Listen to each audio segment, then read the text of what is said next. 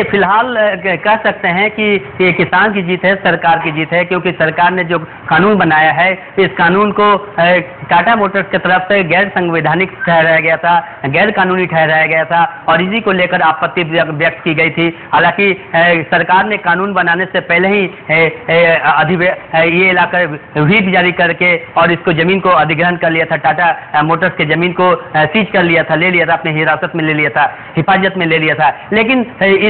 इसको एक कानूनी प्रक्रिया विधानसभा में एक कानून बनाकर दी गई और उसके बाद इस कानून को टाटा मोटर्स के तरफ से हाई कोर्ट में चैलेंज दिया गया। तो एक तरफ से जब ममता सरकार में आई, सत्ता में आई, तो उन्होंने टाटा की जमीन देने का ऐलान कर दिया। चूंकि ममता इसी आंदोलन को बेस बनाकर इसी आंदोलन को बेस बनाकर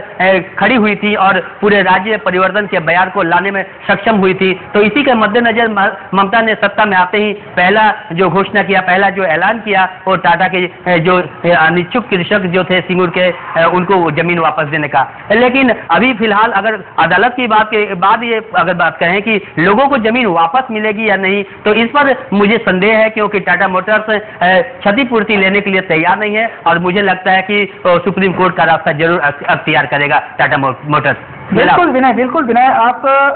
आप जिस आधार पे कह रहे हैं कि टाटा मोटर्स सुप्रीम कोर्ट में इस पूरे मामले के खिलाफ याचिका दायर करेगी, तो कहीं ना कहीं मामला जो है ये तो और भी लंबा खींचता चला जाएगा। तो इतनी जल्दी हम क्या इसको सरकार की जीत मान लें? देखिए, सरकार की प्राथमिक जीत, मैं बार बार बोल रहा हूँ कि सरकार की पूरी तरह से जीत नहीं कह सकते हैं, प्राथमिक रूप से सरकार की जीत हुई। कानून को सही ठहराया गया है और इस कानून को सही ठहराने का, अब चूंकि ये कानून इस कानून के विरोध में और सरकार के इस कलकत्ता हाई कोर्ट के इस राय के विरुद्ध में सुप्रीम कोर्ट में अभी जाने का रास्ता खुला है। 2